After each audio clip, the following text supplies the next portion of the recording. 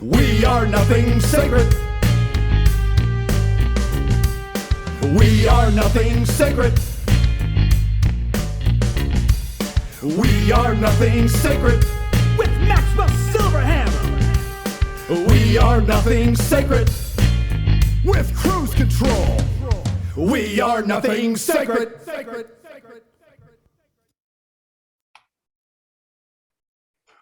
Oh, it's that time again. Oh, yeah, bitches. Oh. It is Saturday night, the last Saturday of the month. Which means, of course, it's time for the Drunken Sacred with our special guest, the Koala. Koala joins us. I am Cruise Control. I'm Maxwell Silverhammer. I am Koala. And Yeah. what we drinking tonight, fellas? You guys go first because I got the worst one. Well, okay. I'm drinking my usual, the Pabst Blue Ribbon. Uh-huh. I am drinking a Malbec that is supposed to be from Argentina. However, it's the Costco brand. So, You guys are some sophisticated ass. Okay. kind of tasty though. No, you want to see sophisticated? What's your shit, man? I'm What you got? drinking Camo Black. Oh, you took it back, Extra. man. you took said, it back to 2010, man. I said, I'm going cheap. I'm going love it. I'm going hard, and I don't give a shit because I'm broke. So I'm doing this shit, man. And I've had like a half a can already. And let's go. Wow. You're ready to roll. Huh? Matter of fact, I want to start off with something. Since we have, a delicate lady person in the house tonight. Yes, very You're a nice. lady person. I think Lady person. I think we should start off, some of the feminine persuasion. I think we should start off with something very, very, appropriate for that. I had the worst constipation this week that I've ever had in my life, the longest I've ever had. And I want to go into this because people keep laughing at me who are over 50 or 45 that they just think, hey, did you ate, man? And I'm like, oh, no. And all of a sudden now I'm like, all this weird shit starting to happen, So I'll just go over this story because this is a very appropriate. I know it's your delicate ears will not be harmed by this, by the traffic jam that was my butthole for the last week.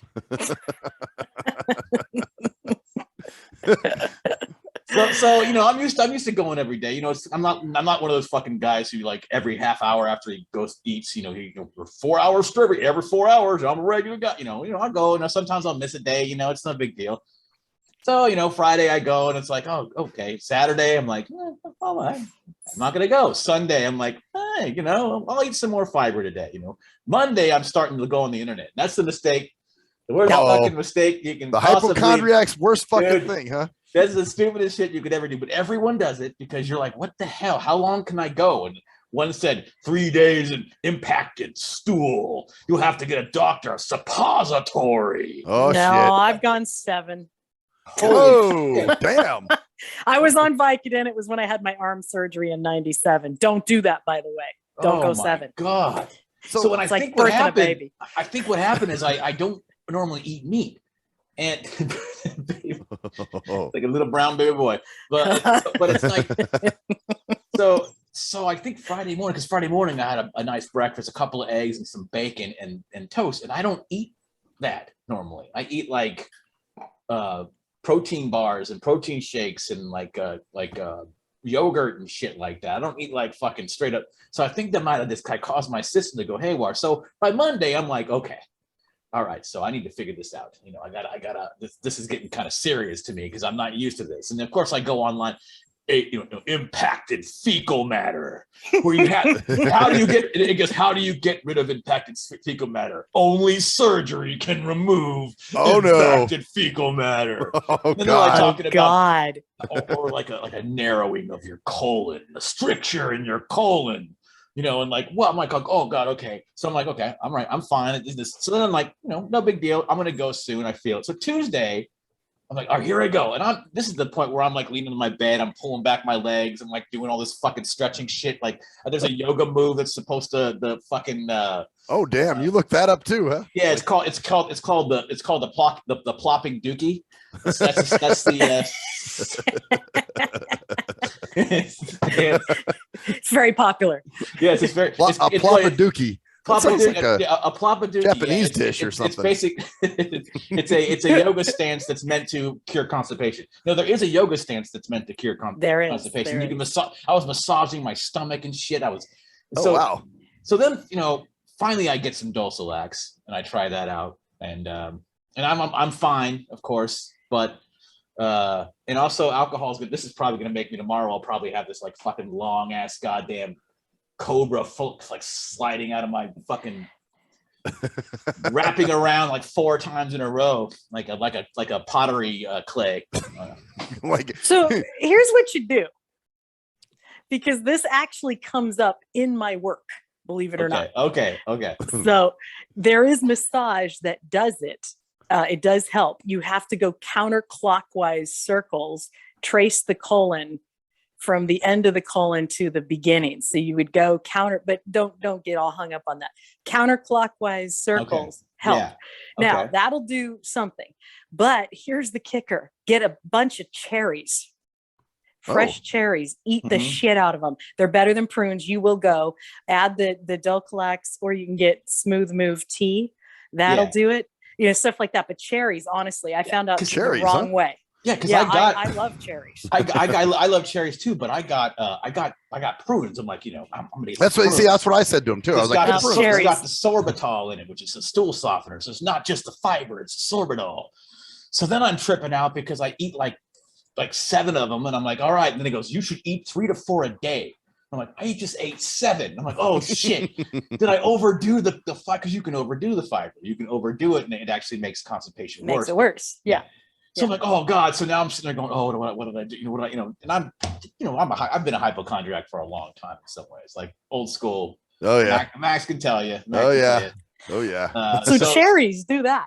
Cherries. Okay. And then the other thing is load up periodically, drink like emergencies, vitamin C, just put them in your water and keep sipping on that all day. It's a diuretic. So if you have too much vitamin C, it's going to make you diarrhea. Yeah. Okay. Those are all little tips for the audience, just in case. Just in case you're having shit problems. The more you know, the more you go. Plus, I think this camo black. It's a really strong that should one. Do something. Oh, that's camel lax, man. It's gonna dissolve the poop that's everything in me. It'll come out in a big fucking brown fucking. So wait, have you not shit yet? Have you not taken a Oh no, I've gone, but it's never been completely satisfying yet.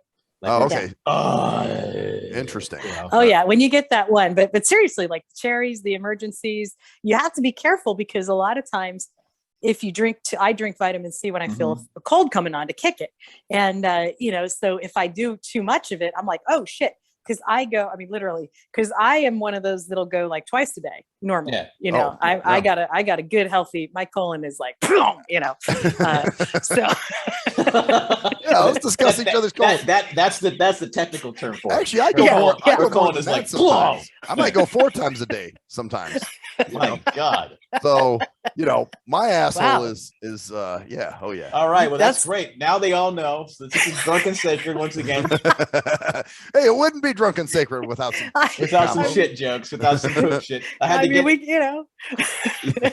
I guess I'm sorry, guys. I had to get that out first. I understand. Yes. Yeah. But it's just funny. Well, I wanted to go on. I wanted to branch that on a different topic, though, to kind of go into it. It's just that when you get older, you like, it's just the truth.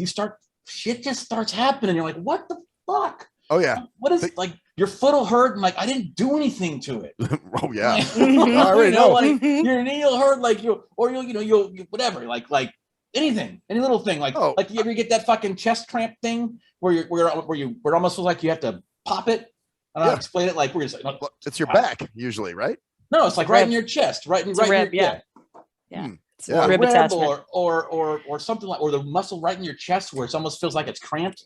Oh yeah. Yeah. So not everybody has it. That's the trip. We're breeding that muscle out, actually. So some people have it. You do, apparently. Some people have half of one. Everybody has the connective tissue there. We're starting to phase it out because it's the sort of a muscle that doesn't do anything. We don't, we're bipedal now. We're not on all fours, so we don't really need it to stabilize us in that position. Oh, so it's kind of lost its use, sort of. Yeah. So it's kind of an annoying little shithead of a muscle, but you can get a cramp there, and everybody, oh my god, is my heart? Yeah, well, you know what? Actually, I have Yep. Well, and it's almost like if you breathe, it's like it's not there when you don't breathe, but when you breathe, it tightens. You go, oh, and you almost feel like if you breathe hard enough, it'll pop. Like it almost feels like it'll pop. Yep. Yeah, that's exactly what I'm talking about. It kind of does. And people come into like, oh my God, I have a heart thing. I'm like, I'm looking at their diaphragm and I'm looking at their chest. I'm like, no, hang on. Just look, if you don't have a rotated rib, which would hurt a little bit different location, similar, but no, it's your sternalis. Just shut up and lay down. We'll take care of it. Just ease it off. And then we get, we'll pull it back and it works. What's the deal with the foot cramps? Like I'll just be sitting in my recliner or something, and all of a sudden I get this raging cramp in my foot, and I'm just like, what the fuck? I didn't move. I didn't do anything. Potassium, a lot of times. Yeah. Is that what and it is? Magnesium. Yeah. Magnesium. Yeah. So if you tend to get those a lot, you want to get some topical magnesium, throw it right on the cramp, because magnesium only absorbs about to the muscles. It goes great into the organs, but in the muscles, it digests too quick. So you get about maybe 18% of what you ingest. So you want to actually, if you're getting cramps, you want to get a topical spray. So it's a cream. It's like a cream type thing. Cream or spray. I'll send you some if you have problems. Funny enough, magnesium is one of the prime cures for constipation as well. So I was taking, but I only had magnesium oxide, which is the least, because the thing about magnesium, and we're going to go in, this is our fucking show. We'll talk about whatever the fuck we want. But the thing about magnesium though is that it doesn't absorb as well. Oxide doesn't absorb as well as citrate. Citrate is the one you want for it. But I was hoping that because it's a stool softener, what it does is it causes water to go into your intestines, magnesium. So it does all this important shit. But potassium is definitely the one for cramps, because if you don't have it, you'll just also get a cramp. Oh yeah, because that happens. Just it comes on suddenly. I'm just like, what the fuck? I didn't do anything. I didn't move right in the bottom of your foot. Yeah. Right? Yep. That's exactly where I get it. Yep. But topically, we would smash some. Like if I work on an Ironman or something where people can't possibly hydrate quicker than they lose water, and they'll go into cramping if they get on a table too quick, and some asshole who doesn't know better massages them. So then they go into a cramp. And so I carry that with me. So I slather that on and move them a certain way to undo the cramp, so it actually absorbs right into the muscle through the skin. So topically, that's your go-to. But yeah, electrolytes, potassium for sure. And those are usually, if you're not drinking, and water like people, well. If people say, well, I drink a lot of water, I say, okay, well then you got to get your electrolytes, your sodium, and your potassium up.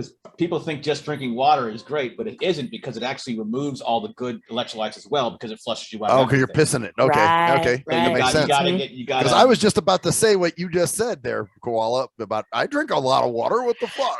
Yeah. If you do, well, if you don't, that's the first go-to. Start drinking some water.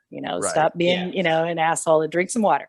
But if you don't, or if you do drink a lot of water, then we go, okay, well, you're missing some other things. You could have pressure in your lymphatic system too. It might not even be a cramp. It might be some stubborn lymphatic fluid that's pooling, and it can feel a little broader than a cramp. It's not sharp like a cramp. It'd be like, oh, this just feels bruisey and ouchy. It's like, so that's different. You gotta get that lymph moving. Gotta get the lymph moving. That's what the trampoline's for, baby. Yeah. Yes. Yeah. It's true. Great exercise for that. Yeah. I'm already at like a glass and a half deep, by the way. So are you? I'm starting my first. I'm just drinking my first beer. That's your mistake, Max. You always have to catch up. You need to start drinking like around. So I gotta get fucked up. I gotta prep for the show. Is what I need to start doing. I drank half a can of this shit before I started. Man, I got another one in the fridge.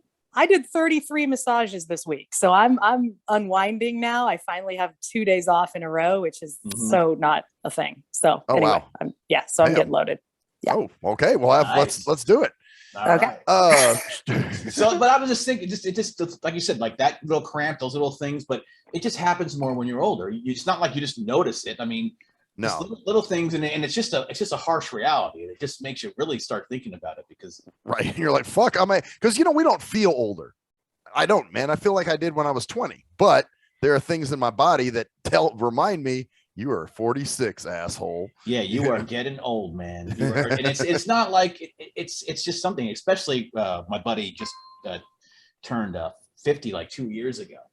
And he's like, dude, I'm telling you, once you hit 50, it gets even crazier. You're like, what? You're like, how can it get crazier? This is crazy enough. Well, the weird thing is, like, I actually feel better in many ways than I did when I'm not kidding you.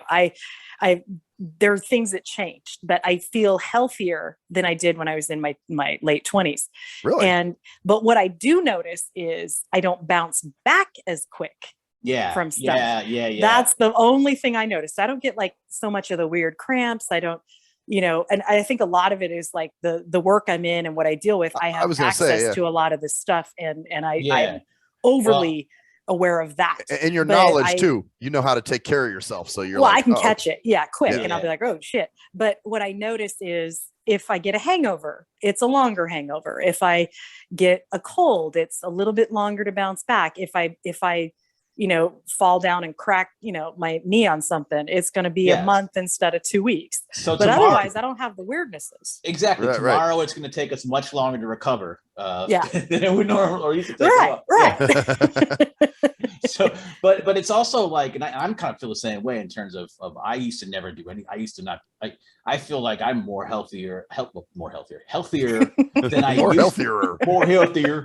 I'm not more intelligent, obviously, than I used to be, but I am certainly more healthier.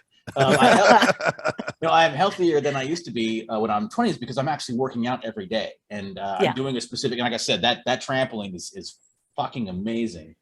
For more than just this limpage, for everything else. I'm telling you, folks, if you want a great exercise that you can have you can actually does so much for you. Look into rebounding on a rebounding trampoline. Get a good one though. Don't get a cheap one because that'll fuck you up more than actually get a good one. But anyway, my point is that it's. I think we're all lucky in that, or at least more than lucky for you. Obviously, you've made a career out of it, Koala. Is that we kind of caught it? Like, oh God, we caught it before we got to the point where we couldn't start working out. Right.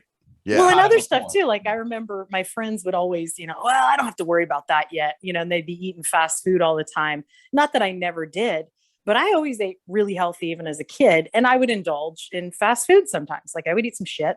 But I remember being like 24, 25 and being pretty health conscious with my diet. And people, I don't have to worry about that till I'm in my 40s. Well, the funny thing is all of those people they have like all these issues where, I can't eat that anymore. I'm like, or I can't work out, or I fucked myself up. So what? Yeah. Right to the point I can't work out to make myself better. That's scary shit. When you can't work out to make yourself better, the only way to make yourself better is to work out, is to move. Well, yeah. And if you go like, well, I can't ever do this because my cholesterol is so bad. I'm like, here's the deal.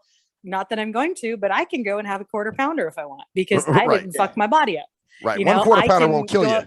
I can go up and down the stairs. I can do that's the thing that really scares me is, and I'm so overly conscientious of it. That's why my fitness is a thing, because I don't want to be the person that, and I have patients that they have this issue.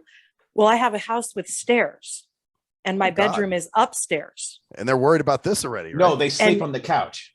They go up and down the stairs. And no matter what I do, I'm like, you can't do those stairs. You can't, because every time you do the stairs, your back arches. There's stuff that fucks them up when they go up and down. Well, I have to go up and down the stairs because there's a I'm like, but you can't. So now we're looking at, unless you get an elevator or you sell your house. Or those stair lifts they give you, mobility lifts. Those kind of things. But but do you want that? Right. But I think the great thing about it is that we've all gotten to the point where, at least, I mean, I have definitely. I know Max as well. I think you've been living more of a healthier life than we have. Koala than we have. Longer than we have, for sure. But now I couldn't imagine not working out. Right. It makes me feel wrong now because I've ingrained. If I skip a day, I'm feel guilty as shit. I'm like, oh God, I'm such a fat piece of shit. It doesn't even have to be like powerlifting. Like this morning, I took a longer walk and I did some Pilates because I felt like sleeping in a little bit. I was like, you know what? The spin bike is not my thing. I've been busting my ass for days. I got to take my dog for a little jog. I'm going to do that. And I'm going to hit some Pilates for just maybe, half hour, 40 minutes, do it nice. Another thing is that just exercises you don't need is push-ups, squats, and of course my trampoline. Those are my bread and butter. Push-ups, squats, trampoline. I've also got this little like chest expander thing. It's like a hydraulic thing. You push against it, like while you're holding it. Like it's almost like an accordion. I don't know if you guys know what an accordion is. Oh yeah. How you hold it and you push it together and pull it back. It's almost like that with the resistance. So that's all I do. And you don't need to do a shit ton of stuff. You just need squats are fucking amazing. I'm telling you, I started doing those and it's like, holy shit. Like those really, because those work almost your whole body. They work a lot more than you think they do. So that's a basic. I never do them. And the reason is I do it all day. Because in order to save my hands, I'm in a squat or a lunge position when I'm moving. So I never do actual squats. Well, I might occasionally if I'm, doing a thing. But you walk on all fours all day? No, basically, she's a koala, so that makes sense. Yeah. No, but you're in a lunge when you're working on people because you're in a lunge or you're in a squat. Like you go into a stable. Got you. So that you're using your body weight and you're using your butt more. I'm picturing you like galloping across the fucking, like on your Well, hand. I do that. Whoa! I definitely do that. Like one hand, like each hand going in front, like you're on your, I'm talking about like the wheelbarrow, but using your own leg. Well, that's how I greet people because I like to, when they're, especially if they're new, I want to just sort of break them in real quick. So it's like to come crawling up to them. Gotcha. This is a no bullshit session. This is a no bullshit. You're going to get better. You're going to get the animal treatment. This is going to be savage raw. No lavender here. Just get your ass on the table. I like to do that. That's another sign of getting old, by the way, guys. Another fucking sign of getting old is like the new terms for fucking shit. Like, dude, that was savage. Like that's. So certain terms, certain terminology you start using. Shit, that stuff's fire. Fire. Oh yeah. I'm sorry. I'm sticking to awesome. I'm sticking to fucking kick ass. Yeah, I would never call something fire. That shit's fire, man. One of my roommates said clutch. Clap back. Clutch? Oh yeah, no. Yeah, well, that was a while ago, and it was a sports thing, I guess. Like that's clutch, and I'm like, clutch. I never even heard that one. Yeah, I don't know. It was a roommate I had. She was an athletic trainer. I'm hoping it came from some kind of sport thing. Well, it is, but she was younger. Clutch in sports means when in the final minutes of the game, when it's tied or close, the game is on the line, you step up and kick ass. That's what clutch is. Yeah. Wow. So, but she Kobe used Bryant, it. I was Michael like, Jordan were clutch. I never heard that term. Wow. Okay. That's a sports term, but I never heard it in daily life. Like, dude, that shit's clutch. Yeah, I think it was an athletic trainer's thing because I didn't hear it a lot. But then the first time I heard it, I thought, am I just old? Because she was like 10 years younger than I was. Or throwing shade. Dude, you're throwing shade. Throwing shade? Yeah. That means like fucking it up or? No, like that means like talking shit about someone. You're throwing shade on someone. See, God, man, you guys are more hip to this than me. But I like shade. Right, I would throw shade. Shade's cool. Albinos are especially like, fuck yeah, I like that shit too. You're like, I'm throwing all kinds of shade. I run hot, so shade is good for me. Throw shade, do it, please. I'm trying to think that there was a term I heard somebody and I'm like, I am never going to use that. I forget what it was. Something the kids say now that I'm like, huh? Well, no, I'm not going to say that shit. Kids say, but savage, kids. God damn it! Or like, it'll say something like, some fucking athlete, LeBron James goes savage on. I'm like, it's basically savage. Yeah.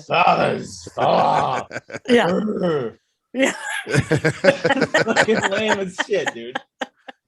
I'm trying to think. There was. I can't think of the term, but there was something I heard somebody use, and I'm like, it's not as effective as LeBron James rips him a new one. That's much fucking. Right. To me, that sounds more effective. That's something from our age. Or or whatever. I'm gonna rip you a new one. I'm just going savage. Like, okay, savage. What does that mean? Like, he's getting animalistic. You're like a tiger.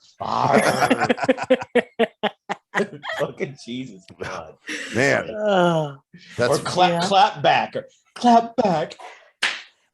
Does that come from that stupid song that there's this awful like clap back? It was like, I worked in a gym. They play crap in the gym all the time. That's why I know that song. Let's see what it means specifically. I'm gonna look it up here. I'm gonna look up clap back. We're gonna look up some fucking shitty ass new terms. I guess working working around gyms and shit, you hear a lot of Prisages music too. Like today's hip hop type. Clap back means respond quickly to critical remarks or unfair treatment. She is not afraid to clap back at the haters when they use homophobic slurs. See, it's always that bullshit. It's gotta be some woke shit, huh? But okay, yeah, we gotta have homophobic. We can't be like. It can't just be something. It's okay. Those terms are shit, by the way. Clap back. Homophobic, transphobic. Who's afraid? That's a fear. There's no fear. I'm just stuck on clap back. Yeah, clapping back. I'm not even worried about the phobics anymore. Yeah, phobias. Fuck a phobia. I mean, I'm like, wait, who clapped? Like, when someone claps at you, if you're happy and you know it, clap your hands. Right. You know? I think that's applause. Like, I mean, I'm clapping back. I don't know. I don't clap back. I don't know. No. I guess clap if back, I ever it's like, ooh, you got it. It's like mic drop. Actually, I don't know. Maybe I like that's kind of new. No, that's not really new, is it? Mic drop. No. Yeah. I don't know, because I like mic drop. That's kind of cool. It just makes me think of a guy just like mic drop. Like he just ripped some shit and then dropped the mic. Like, so I'm not sure, but clap back. It's like, yeah, I clap back at you. You're all just fucking just pussy ass. Seriously. That was fire. I think it comes from hip hop. Like when they say they clap somebody means like they shot them. So clap back means to shoot back, or respond quickly to critical remarks. That's stupid. Yeah. That's just still stupid. But maybe it does. Maybe it does. But I guarantee you, like people who don't know that slang, they're thinking it's like clap back. You just clap back. I'm clapping. I'm clapping. I'm just gonna start clapping. You know what I'm gonna do whenever I need to say something, to actually fire back. I'm just gonna clap, and that's it. You clap back. Start clapping. You clap back at them. Yeah, like, she really likes what I had to say. No, I'm clapping. Are you gonna fast clap? Are you gonna golf clap? Or are you gonna slow? I think I'm gonna do the cupped hand, like really get some emphasis behind it. That's kind of golfer clappy though, isn't it? Yeah, I'm kind of a combo. Clap. It's a combo golf clap. Golf clap is when you put your palm against each other and go. Yeah. Okay, gotcha. Kind of a fast. But I'm just gonna clap because it'll confuse everybody. They'll be, oh, she's applauding me. I'm like, oh no, I'm clapping back. I'm clapping back at you. I'm not applauding anything you said. I'm disagreeing with you. I'm just clapping back at your bullshit. But I didn't have the energy to think of something because you're too stupid. Oh my God. So I'm just clapping. I like it actually. This is such a shortcut. I don't have to think. I'm clapping for. Man, who needs to think, man? That's thinking. I know. Just gonna clap back. Thinking is so old school. Yeah, right. We just let everybody else, let the government do the thinking for you. No witty comebacks, nothing. I'm just not gonna critically think. I'm just gonna clap. It'll be just awesome. Clap. That's all you need to do. Like, you're a bitch, Koala. You'd be like, I'm clapping back at you because I'm retaliating on some shit. Feel that clap. Make it a really hard, like mean clap. I'm gonna see. Did you hear how hard I clapped back at you? Man, clapped you, dog. I might even jumping jack clap. Jumping jacks, claps over your head. Do not clap. I'll clap back. I'll jump so quickly and hard that my dick will slam against my stomach and make a smacking noise. Wait, that's a cock clap. A cock clap. A cock clap.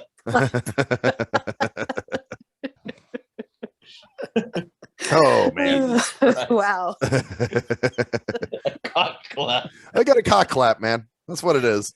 My clap is cock. Clap is cocking. All right. See, I'm on my second beer now. So my clap is cocking.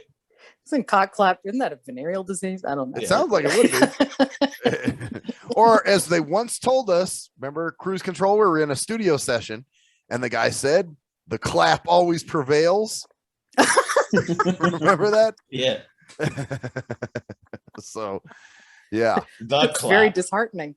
Oh yeah. Well, we thought it was funny. It was pretty funny to us at the time. At the time. Yeah. So what else? Yeah. What else? What do you got? What else? What are the thoughts that people have going on? Man, well, listen. It's kind of stupid. I can't post to the Nothing Sacred page. Mm-hmm. It's retarded. So, like when I try to share our shows from YouTube, it usually tells you, share it on a page you manage. So I'm like, okay.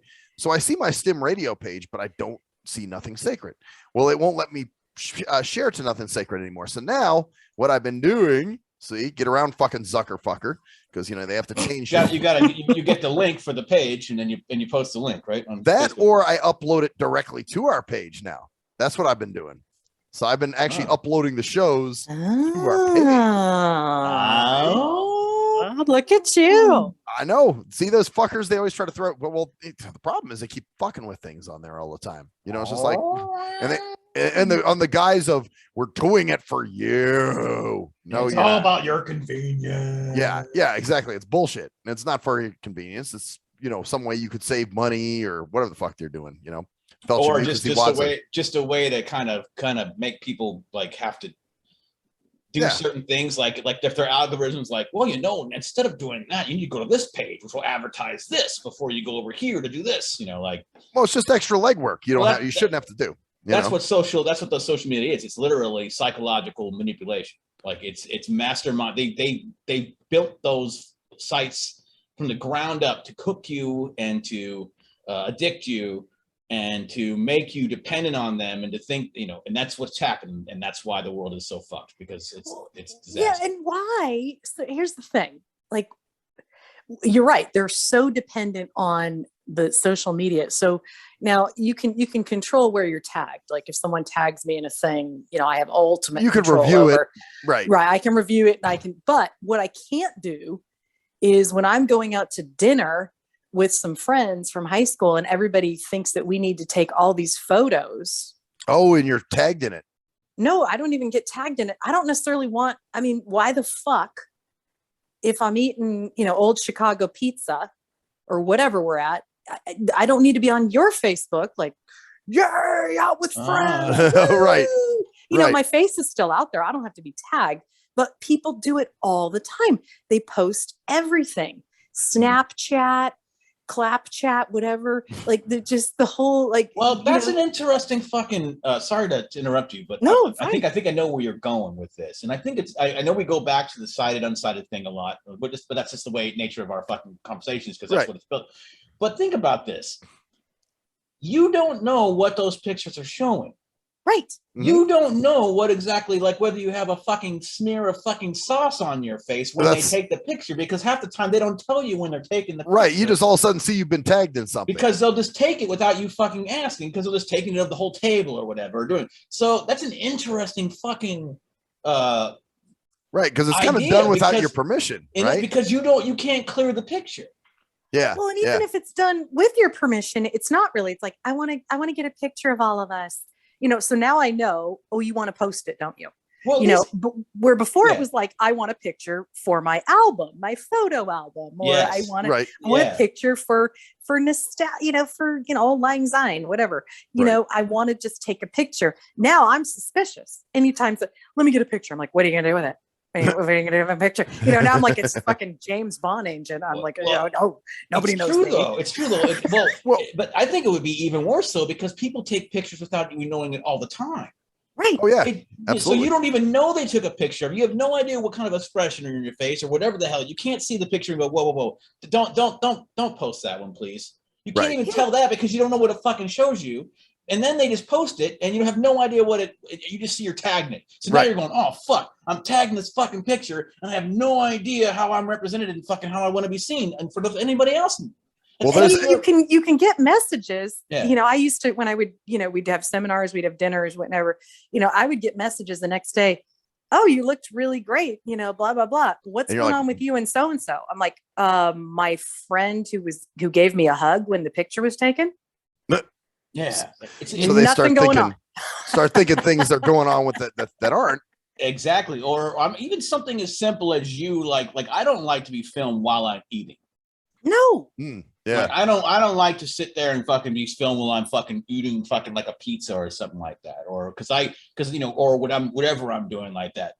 I'm sure you guys don't. Well, maybe you don't, or maybe you don't care. I don't know if Max cares or not. What do you feel about I don't really. I don't really care either way. But I could see where that would be annoying for like you said, if you think like, oh shit, do I have food on my face? Do I look like a mess? Do I, what's going on here? Well, like when people take it interrupts the evening. And then the other thing for me is, because of my family's background, they're very religious, and their religion frowns heavily. It's alcohol is so if you're at a bar or something. Okay. And so I have relatives that are on my Facebook because they'll friend me, and I'm a bitch if I don't accept their, you got it. They'll see you with a beer in your hand, and then they'll get a fucking hair up their ass. Why were you drinking? And it's fine if occasionally it happens, but if you see me and all of a sudden there's like bottles all over the table, even if I'm not overindulging, it looks bad. And so I don't want to be represented that way. Like they know if they know me at all, which they know that I have. Well, and that's the other thing too. You get family members that make, inferences about you. I had to unfriend my stepdad because he was running back telling my mom about shit that I was posting or doing. And it was always, really, like half of the story. Like one time I was talking about some corporate fucker or something like that. And my mom was like, well, why you were bashing your boss? And I'm like, huh? I wasn't talking about, so they like all in the Kool-Aid, but don't even know the flavor. It's like, well, okay, you're running back reporting half of the story. You don't even know what the fuck's going on here. Well, but the pictures like are big because I took a picture after a rafting trip. It was whitewater rafting. And I waded into the river, no current. I'm just in the river, bathing suit, beer in one hand. Okay. And somehow that ended up on Facebook because of the person I was with. I didn't know the tagging thing. I didn't know what the picture was. I'm like, oh yeah, so great. She posted whitewater, but that's what the picture she chose was, and so I have relatives that were like, first of all, why were you wearing something like that with a beer in your hand in the river? Like, and I got all, well, it's dangerous. You could go into the current. Oh, Jesus. I'm like, I'm waist deep. There's no current. It's at the beach part of the river, and I'm having a beer after, and I don't have to do that. Yeah. Well, here's another thing about that. Here's another thing that kind of relates to that usual frustration about the totally blind, and even me, of course, not even me, but like far less. This is a partial sighting, right? No. Well, my point is that I can see a picture and go, well, don't post that. I can at least stop and go. I don't feel comfortable with you posting that. Right. But in our case, we don't even know what the fuck's in the picture. You don't even know what the fuck you're doing. So in other words, you have to once again trust somebody else not to do something because it's just, which is also makes you look less fucking capable and functional yourself, which causes people to fucking go, oh, you're in the fucking water in the river, waist deep. Yeah, what if the current comes and blows you away? What if a crocodile comes and bites your arm off? You're like, all these weird scenarios. I'm in fucking Arizona. Whatever. Right. Well, and the funny thing is, I'm like, I know your guys' life histories, right? My relatives. I'm thinking, I don't think you need to worry about me in the river in a two-piece with a beer. First of all, it honestly was my first beer, but it could have been my fifth. It's like you saw me drinking. It's not the point. You're an adult. You're an adult. Yeah. Yeah. And don't judge it but also, why do you think that needed, I don't need to be perusing everybody's phone going, let me see your phone. All right, hang on. Jack, come here. What do you got? My phone inspector, Well, and that's this is the thing. But like I said, and you get relatives that try to, they see things you post, and then all of a sudden you're getting phone calls. They're like, I want to talk to you about what you've been posting, and you're like, suck my dick. I'm an adult. I make my own money, so and that goes over very well. Oh yeah, that did good. I did a video where I was fucking with a phone scammer. Right? It was I did a Facebook Live, and my dad was like, I want to talk to you about that post you did with your phone where you're calling the guy. And I said, oh, you mean the telescammer that was from the IRS supposedly or whatever? And he's like, yeah, but you're not listening to what I'm saying. I'm like, Dad, you're not understanding, so your point is moot here. Actually, you're not listening to what I'm saying. It's like, you know what? Go. No. Yeah. Go fuck yourself. At a certain point, I'm sorry. At a certain point, I wonder when that happened. Like, because it used to be like in your 20s. I think kids in their 20s, or I keep saying kids, but adults in their 20s, should still have some more respect, or at least listen more to your parents. But as you get older, yeah, the gap kind of shortens. Especially if where you're like, dude, just I'm 45. You don't tell me how to fucking do anything. And that's the thing. Okay, I could see if I was 45, 46, living at home. And I partied a lot still, but being that I have a good job, I've kept myself above water. I've been doing good. So why do you feel the need to step in and part of it is, and there's a way to step in, because with my nephew and one of my nieces, I did step in, but I think I did it right, because all I did was I said, hey, I saw what you posted. And then of course the reaction was, well, my niece got defensive. I said, no, honey, I'm concerned about what you do with your life, of course, but your life is yours. You're an adult. What I do want to just alert you to is a lot of employers do look at your social media pages, depending on where so just be aware. I'm concerned that you may not have thought of that. If you did, I'll shut up. And that's what I did. I left it at that. I just said, you know what, this is what concerns me. Yes, the what you posted, it kind of made me a little concerned, but that's another conversation. Keep going. I will be back. Piss time, huh? It's reloading time also. Reloading. Yeah, reloading. And okay. I get it. So keep going. Just I'll be back. Yeah. So I mean, so I think that was all right. That's good. Well, that's kind of the shit. Know it, then tell me to shut up. Yeah, well, and I get that from my parents too. Well, the kind of work you do, and what if your boss sees it, and blah blah blah. Well, but at this point, you're too old for them to have to do that. Well, that's it. That's it. I mean, at this point, if I fuck myself, you're not 19 like my niece was. Oh, right. Okay. Right. Yeah. Right. Yeah, well, that's different, because I'm like, sweetie, I know kids don't learn critical thinking skills. Right. I didn't say that. Right. But you knew it, that's how you are. Like the kids are that way now. Yeah. Yeah. So, but I did say, look, if you've heard this before, I won't say it again. And I actually won't say it again. Right. Regardless. Said it once, you let her know. So, but this is what I care about. Well, and the thing is too, there's a way to, like how I have my page set up is only friends can see my posts. So you can't just be an outsider who's not on my friends list and go there. Not that bright. Oh yeah. See, well, that's that's a different story then. I'm like, that's a public post, sweetie. but that's the thing. I'm always very good at making sure that anything where I'm going in on somebody or talking shit, that's not something only my friends see that. But there's a lot of misconceptions, especially from older people. It's online and people see it, and you're like, no, it's not that way. Yeah. If you're interviewing, it's different. Once you're in, nobody really cares. They're not, unless you're that's what I'm saying. I'm not looking for a job. Screw the association I work with, and so who's my boss can eat my dick, and like if you're doing that, that's not cool. That's one thing. Yeah. But really, unless you're interviewing, that's what I was more concerned with, because she's going to be looking a lot for jobs. She's young. Right. Well, she's young. She's probably I grabbed a career when I was 22, right? I was really lucky and I was perseverant, but when I was 19, for sure, I was, doing college, but also, I was annoyingly thinking about it. I'll be back in a sec. Okay. Okay. I guess that was the piss. Reloading. Yeah. Well, he must have pissed there. So now he's got to go, reload. So he's doing what I usually do. It's funny. But yeah, that's a fun old social media for you, just one of those, like, I don't know. I don't know why we need to.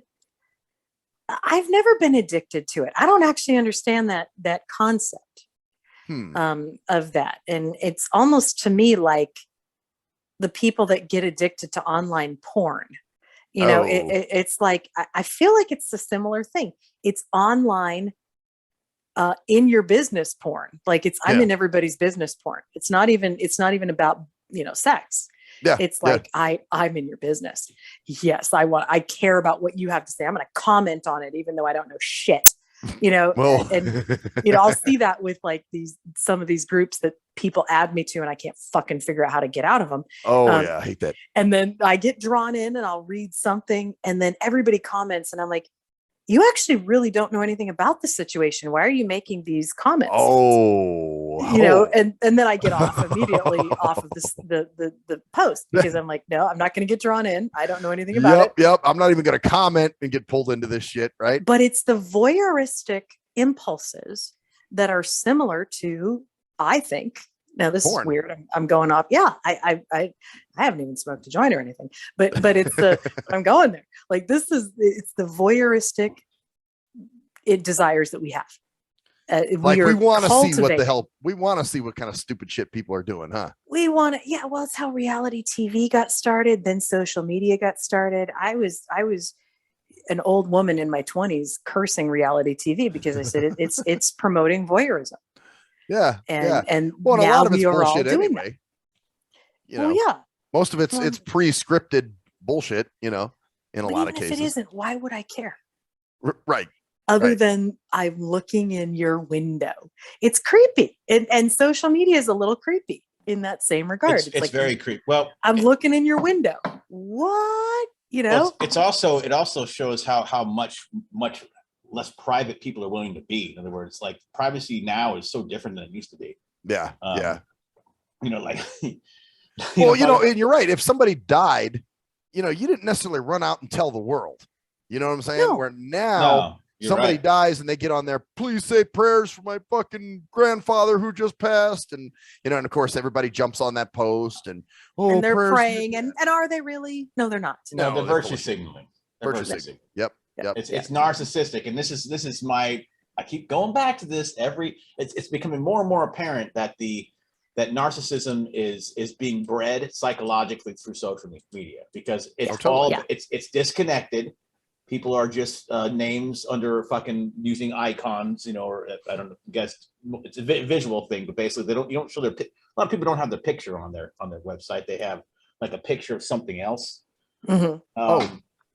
Or it's like a stylized picture or something like that. They have all these names like Razor Fist and all these that aren't their real names. So there's no accountability in terms of hurting people. There's no empathy needed because you don't have to see someone straight face to face or know their full name. For sure, or even see them face to face, so you can be as mean as you want to them and just log off when you don't want to deal with it anymore. Right? Yeah. Just turn the game off, And right, but there's also the other part of it where why do I? So I saw a post from a friend. I really love this guy, but he's one of my dearest friends.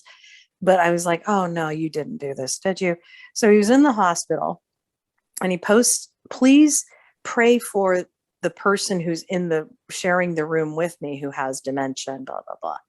And I'm like, but why? I don't know him. Right. I don't know that fucker. Like, what do I don't give a shit about him. Like you could post something like, yeah, I'm in here and it made me realize, how insignificant my injury is compared to my roommate. And then if I had a desire to do so, I could pray for this guy or do whatever. Right. But this is a call for action. Right. And I'm just like, I don't have time. I don't have time. And I don't. And this is the thing. I'm a very empathetic person. I really am. I actually hate that I just said that because most an empath. I think empathy is overrated, but go on. No, I actually am. And I have learned to curb it.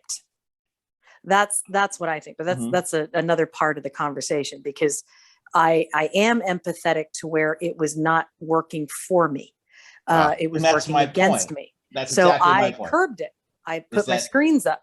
Empathy is like anything else. It's not great. It's not bad. It's a thing that can be good and bad based upon what you do with it. But a lot of people who are empathetic get walked over. They get picked on. They get manipulated. They're the narcissist's best friend because they are easily pushed because they're going to go whichever way they want because they don't want to make waves and cause or they're not problems. Actually empathetic. And that's why I said I can't believe I said that because I hate it when people go, well, I'm an empath. I'm like, oh shit. Yeah. But I went there. But I actually truly am, and I'm a recovering empath. So recovering empath. Yeah. So but one of the things that if you said, if either one of you contacted me and said, God, I feel like crap, my buddy's having a rough time and I could make a decision whether or not I wanted to go, yeah, maybe I'll, think about that. I'll kind of hold him in my heart a little bit or say, whatever your method is of doing something, or maybe you don't do anything, but I have a choice. But I have a choice. If you just said, exactly. Hey, my buddy's having a hard time. I can feel bad. I can feel good. I can not give a shit. I have a choice. But when you go, hey, can you, my buddy, John, he's having a hard time. Can you light a candle for him? Or can you do, 5 jumping jacks and, 5 push-ups and, eat some cat food, whatever. I'm like, what? Well, one time I had somebody actually ask me to call somebody who was in the hospital. They're like, you have such an outgoing personality. Can you call this guy and just talk to him? He has no one. And I'm like, no, I don't know this person. What would you say? But you're pushed to fake give a shit. Yeah, is what it is. Exactly. Like, which is not empathic. No, it's actually the definition of the people that go, I'm an empath. No, you're not. Yeah. You're somebody that wants to get the accolade for doing something. Yeah, exactly. Like, I care. You're the one that writes the bullshit Christmas cards every year that are meaningless that I throw out. Yes. Oh, thank you. I always throw those goddamn. I hate Christmas cards. Christmas cards, and it's the thing.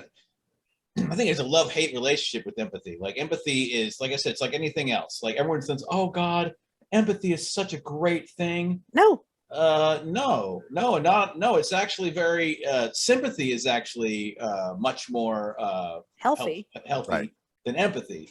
Well, it's like telling somebody what they're going through. You don't know what the fuck they're going through. Well, I feel it. I know. No, you don't. It's insulting. It's so insulting. It actually is. It's like the thing. Yeah, and most people that claim, and that's why I beat myself up for saying that, because most people that claim, like I did, to be an empath don't know shit about empathy. Actually, they just know about saying the right words to get the response so that you think they're empathic. Yes, it's agreeableness instead of if you look at the five personality traits, agreeableness is one of those, and it's agreeableness being masked as empathy. Oh, I'm so empathetic. No, you're agreeable. You understand.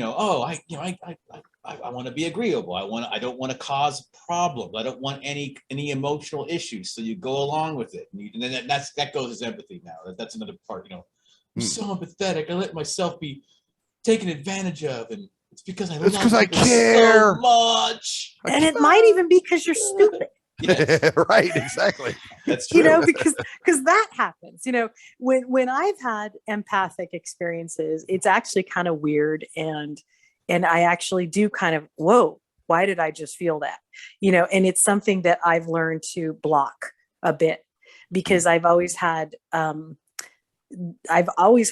bit of that ever since I was a kid. I could pick up on people and I would feel different things. So I learned how to, this isn't serving me. I need to. Oh yeah. Or when you walk, it's causing problems for you or something. Or when you walk into a room and you can automatically feel the tension there, and you don't know where it's from, but you just know it's there. Yeah. That's something that's constantly for me. Like I know if I'm in a group of people and there's tension, I know it. And usually I can pinpoint it, but even if I can't, I know it's there regardless of where. It's like, right. Something off. And I don't like that feeling. That's a part of it. That's all right.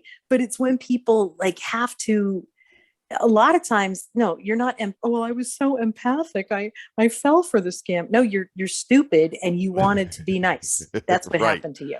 No, or they use like a lot of scams. What a lot of scams do is they play off the people wanting to be empathetic. Right. So there's the scam where it's called a giving circle. Oh God.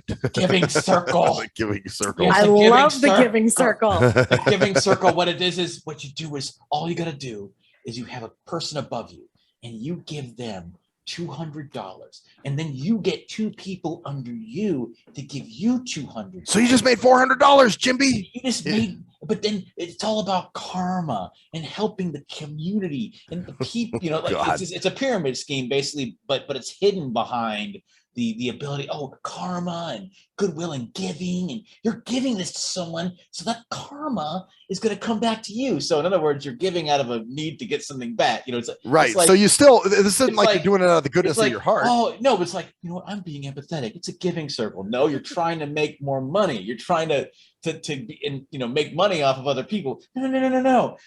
I'm giving. So it's still selfish, is what you're saying. Yeah. Well, and it's kind of like a takeoff, because it's brilliant, is what it is. It's brilliant. Because what they did, they took the old gypsy scam, which was the money is making your life unpleasant, so you need to get rid of the money.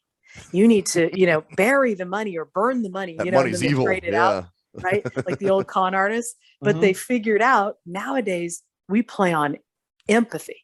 Yeah. Because the old thing of why is our shit not working? That doesn't work anymore. We have to go with the whole empathy card. Because back in the day, it was just like, your husband wants you to give the money away, or like they played on. Well, or even like religious scams, same shit. Don't you want to give to God? If you only give a little bit, that's what you're going to get from God. That's same shit. Some motherfuckers making a shit ton of money off people that are thinking that they're going to. And the thing is, the people that are doing this, they're not doing it for empathy. They're doing it because they want to make fucking money. Right. If there was no money involved. Oh my God! I'm giving at $200, and you know what? The karma's gonna come back to me in $1,000. But I'm giving it because I love it. Because you need to give me a fucking break. People are so easily fucking manipulated. Yeah, I know. And that happens a lot in churches, of course. It's the same scam. Well, that's what I'm saying. That's what I was just saying. Look up gift giving circles or gift circles. I think didn't I send you that link, Koala? Yeah. I looked at it. I was really pissed off that I didn't think of it. Yeah. That's all I got to say. I was very empathic. The thing is, it's illegal. It's completely illegal. It's totally illegal. Yeah, it's totally illegal. Yeah. But even now they have other ones where you'll have like a special circle, and you do a membership to sign up for the circle. I mean, that's not totally illegal, but it's a similar thing where they're creating, like we're talking about creating abundance, and the more people that you bring into this circle, you will have more abundance. But it's a pyramid scheme that doesn't abundance. Yeah. So it's you know what it is? It's a giant circle jerk. No, it's a pyramid scheme that they try not to call a pyramid scheme, because they try to play it off like it's not, but it actually is. Like you still have people under you, and you go up a level into a different level, and then you've got more money coming in, but then you have to pay $800 to continue on with the, Oh yeah, well it's under the guise of karma and goodwill to men and bullshit, Yeah, and that's why like I said, it's very, very common in religious communities. Is this the person? Because I know who it is. Are they still involved with this? I don't know if they are or not, but I don't think so. But it doesn't matter. It's not even about the person. I'm just talking about the whole scam, the whole how it plays. Well, they tried to rope you in. How it plays off empathy. Right. Yeah. Right. Yeah. Well, this one, the other kind plays off of manifesting. Yeah. Oh, yeah. That's the other thing. Once The Secret came out and all this shit, you can have a vision board. You can have a vision board. The law of attraction. No. And you could manifest. Well, here's how the law of attraction, I think, works. If you're an asshole, the only people that are going to want to be around you are maybe nobody or possibly other assholes. Nice people usually, you do attract more people when you're friendly than if you're an asshole. You really do. Well, that's the law of attraction. And you hear these people that I don't have anyone.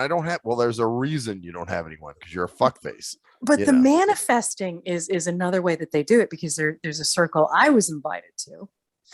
And I'm like, whoa, hang on, what's going on? So, but it was a similar thing. It was a pyramid. It was, you pay in and you can go to so many meetings and whatnot. And then if you bring somebody else under you, and it's amazing what these people have manifested and and they've manifested this, they've manifested that. You have some lucky asshole in the group who happens to be successful, and they play on that. And then they step up a notch, because a lot of the reason why they're successful is because they're good at manipulating people. Yeah. Well, or they just got lucky.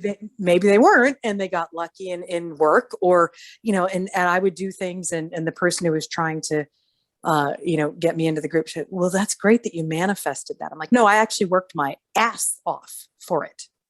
That's how I manifested it. I didn't just go, it'd be great to have me. I manifested. You worked your ass off and you got it. Right. Yeah. And then it's hilarious when you catch them out too. She says, I manifested a life partner and I got him. 3 months later, he's gone and she's pregnant. I'm like, good manifestation, sweetie. You manifested 18 years of hell. Of hell. Jeez. Good for you, lady. But then they still don't get it. Well, there's a reason that this child was brought into my life. I'm like, yeah, it's called not using birth control. That's the reason. That's a fucking thing. Okay, we have to talk about that because that whole line of backward fucking thinking. Well, there's a reason this happened, and even if it's something bad, it's like, dude. No, you know exactly why it happened. Like, well, there's a reason why I'm in debt. It's supposed to teach me how to that you're in debt because you spent fucking so much money on drunken fucking Grubhub fucking runs or whatever, or drunken whatever, or just doing dumb shit, or doing dumb shit. No, there's a reason why I'm in poverty now. I had to live in a tent for a month. But there was a reason for it. It gave me perspective on what. Yeah, it was to teach how to fucking budget. Right. Well, maybe that person doesn't know how to budget. You know what I'm saying? Like, it's never like, wow, I fucked up royally, and this is my penance. That's the truth of it. But there is a reason why I'm living in a tent here on the side of the road. It was to teach me how to learn how to be myself and to get me, fucking no. So they try to put a positive spin on their misfortune. And the other one that pisses me off is whatever happens is meant to be. Yes. And this one I have a real arrow in my heart on because I like my one of my dogs had liver failure unexpectedly. Nothing that I know that we did wrong. I could be wrong, but stopped eating, went to the vet. A week later, it was like we could do invasive treatments that have very little success and would be very painful, or you can put him down. So I'm going to the vet sobbing because I'm not prepared for this. He just retired. He was going to be my pet. And my sister puts her hand on my shoulder and actually says, whatever happens is meant to be. Oh, Jesus. And I'm like, oh, no. Well, that really doesn't help me at fucking all because I don't think it's meant to be. What? Oh, okay. You know what? I didn't realize it was meant to be that he died. Oh, I thought it was just sort of this thing that wasn't meant to be. And now I'm cool with it. Yeah. Okay. Now that you put that perspective on it. Yeah. Wrong time for that shit. Right. Yeah. Well, especially the timing was bad too. Really. Well, and it's not meant to be. It just is. Right. It's just how it is. It's just this shit happened. There was things we didn't catch, and he was very stoic and never showed signs of anything. That didn't blame me, but meant to be makes it seem like it's tailored around you, like it's meant to teach you a lesson. Right. And this needed to happen to you, and life because doesn't revolve around any of us. Life happens around us, and we have to react to it. We have to react to life. Life does not react to us. We react to fucking life. We have to deal with shit. It's like, no, it's meant to be. I was meant to be No, you're making excuses for your failure because you can't cop out to the fact that you thought you'd be in an apartment right now and you're living on a side of a road in a fucking tent. That's your fucking problem. Yeah, I had to learn how to do the big geeky and to fucking get through. Yes, you did. Okay, everyone has to go through shit, but I had to meet the guy that makes jewelry on the beach and sucks off people for $10, and I had to meet him. Like, and okay, he made me a necklace. He made me a pearl necklace. Yeah, it's just like. he actually spit out some of the cum that he swallowed, in one of his and the methamphetamine in his semen made it stain my shirt, and after several washes I can still see it. And you know what? It was meant to be. And I created a new shirt design and I'm gonna sell it. So that's the reason. Yeah, it's called meth. It's called meth to be. Yeah, meth to be. It was meth to be. Man. Okay. Oh yeah. Yeah. So we're clearly not into empaths. Okay. No. Well, you know what? I've had people tell me I'm an empath. They're like, "I think you're an empath." I'm like, no. Well, I want to do something here. I'm gonna do a little bit of a experiment comparison. Okay.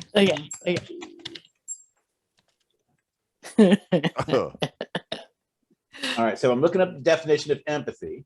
And I'm going to look up another definition, which is what a lot of people ignore. Of course, they just take the parts out that they want. Empathy. They cherry pick, So we're going to go with the definition of empathy: the ability to understand and share the feelings of another. That's empathy, right? Okay. Mm-hmm. Mm-hmm. All right. Sympathy: Feelings of pity and sorrow for someone else's misfortune, understanding between people, common feeling, basically. But the feeling of pity and sorrow for someone else's misfortune. So I wouldn't say pity or sorrow. I think sometimes you just feel bad, No. like damn, you know. Well, that's what it is, though. Pity sometimes has a bad rap because it means it Oh, gets yeah. a rap of like, don't pity me. Oh, well, we get it all the time. Yeah, but that's a connotation. But Right. the actual pity and sorrow, like, okay, if your rat died, I don't have a rat. I've never been attached to a rat. I can't empathize with you, but I can Why'd you sympathize. pick a rat? How about a snake? Well, okay, either one. Whatever. I know, I'm just being funny. I don't have one either. So I don't actually have feelings around it that I've experienced. I can't share those feelings with you, but I can say, hey, Max, I'm really sorry that happened to you. Yeah. Right. That's sympathy. And it's fine. Somehow sympathy got a bad rap. Everybody wanted to have empathy. And you can't, I have people, I understand. No, you don't. No. You actually don't understand this. And that's actually insulting as fuck, you know, when people say that. Yeah. And that's the thing about sympathy. Sympathy means that you don't understand, yet you know you're hurting. You know you're hurting and you care. And you can see how it's affecting you, and you go, "Fuck! I'm gonna do. I don't know. I don't understand, but I'm gonna do what I can to help because I sympathize. Because I understand where I've been to the point where other people don't know what I'm feeling. You know, right? It's kind of like it's like two sides of the same coin. I think empathy and sympathy. It's like I think sympathy is more detached. It's almost like you're grounded in yourself. Like you're not like empathy is almost like. Oh, it's hard to well, I think sympathy is more accurate in most cases. I'd say 90% of the cases when people start throwing empathy around, what they actually mean is sympathy, because even when my dad died, my friend who her mother passed from a similar disease a year ago, she didn't empathize because we did everything totally different. She said, what do you need? I am sorry. I don't know what you're going through because of your relationship with your parent. Yeah. Yep. What do you need? And she said, I'm going to drop off soup. I'm going to drop off bagels. I'm going to text you when they get there. You don't even have to see me because this is what you're telling me. You don't want to get out of your bed. You know, I'm just going to do that. Then you've got your food. Your family has their food. They don't have to deal with me. Yeah. She wanted it totally the other way. She didn't try to empathize. You know, and actually later on, we actually were feeling some of the same things, but knowing she sympathized actually felt better because the last thing I wanted was someone going, I know how you feel. Because I'm like, no, you don't. Even if you lost a parent, you don't know my relationship with my parent. I almost think like empathy is just that it's almost like a subconscious like back end thing. While sympathy is the thoughtful way of it, because empathy to me is when walking into a room, like I said, and knowing something's not quite right, even though you don't know what's going on, like you can just feel. See, well, I think too, empathy would be if you know two people went through a similar situation and you all can share notes on shit and be like, yeah, that's how I felt. Yeah, that's how I felt too. You know, then I think that would be empathy because you both knew what each other was going through. I think it can be, but I think empathy, where I've experienced it, is I had a client 2 weeks ago.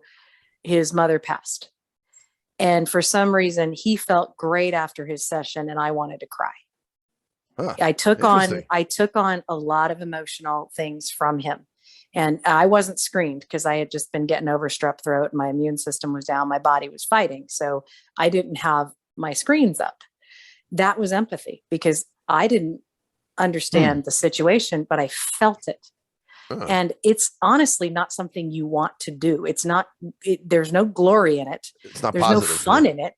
Right. You know, you don't want to be an empath. It's the same thing about worrying about what happens to other people in your family and life when it's like it's not even your fucking control.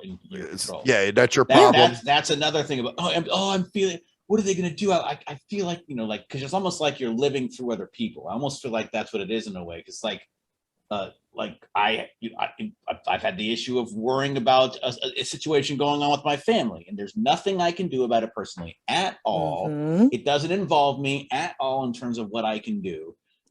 but I'm still emotionally invested in that and that's a negative thing because it's counterproductive. It doesn't accomplish anything. I can't do anything about it. So my worrying about it is just wasting my energy on something that I can't do anything about. But that's what a lot of empathy is. It's like, oh God, I feel like, it's almost like, and sympathy is more like a clinical thing. Like, wow, all right, how can I really help this person? Because I am not emotional, because sympathy is almost like, I am not emotionally affected by your issue. I mean, I am emotionally affected, but I'm to help you, but I'm not feeling your pain while you're like, let's say, you lost a loved one.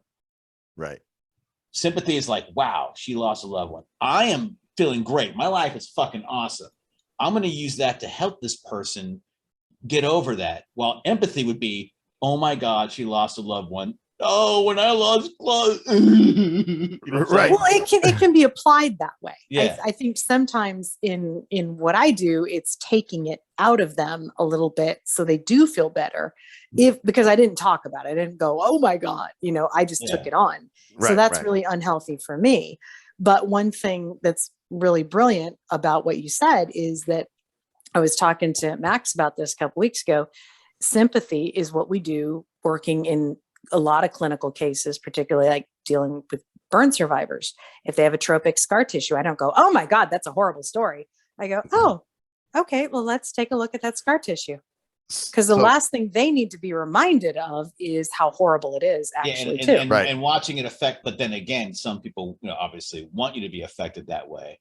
Right. And that's another great thing about sympathy is it's like I said, it's clinical. You can detach yourself because you're not involved specifically. Right. It's to be able to detach yourself from that. But also know this shit's fucked up and they are fucked up. I know they're fucked up. I'm not feeling it the same way they are. So that's way I can help them more because I'm not fucked. They're going to be in shock. When someone dies, who's going to help them when they're in shock? I am, because I'm not in shock because it doesn't affect me that way. The empath would be in shock with the person. Well, yeah, and actually, oh my God, I'm sick. Or when the kid you know falls. what? A great. I'm sorry to cut you guys off, but a great example of this was back when I used to work with the Community Action Against Rape.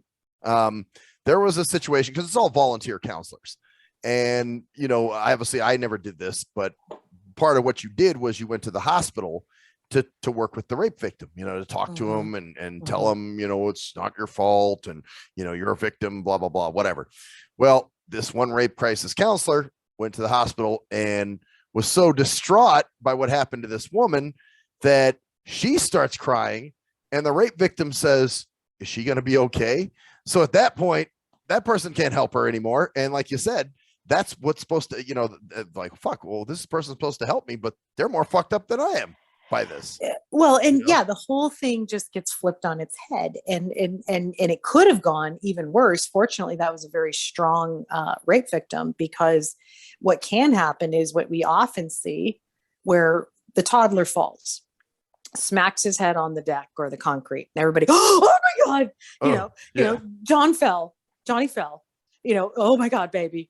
And then what does he do? He cries more. Where what you do is, oh, you took a tumble, sweetie. Let me pick you up. All right, hon. Yeah, you don't make it a big deal. Yeah, you don't make it a big deal. You're like, all right, cry it off. He's having a hard time. Yep, that hurts. Keep the voice calm, but instead, because what they do is they use that to manipulate people later on. Oh yeah, totally. Like, oh, I felt their pain. Like I said, Johnny's hurt. Johnny, oh my God, get him. And I was like, oh wait, wow, I can get these people to think about me anytime I want. Well, and I see it at work a lot too, where people will, and it works against. If you work with trauma, I work with a lot of people in trauma, because I work with veterans, I work with police officers, I do a lot of work with people that have seen some crazy shit. And one of the first things that sometimes happens is some of the well-meaning people on the staff will, I'm like, no, he's fine.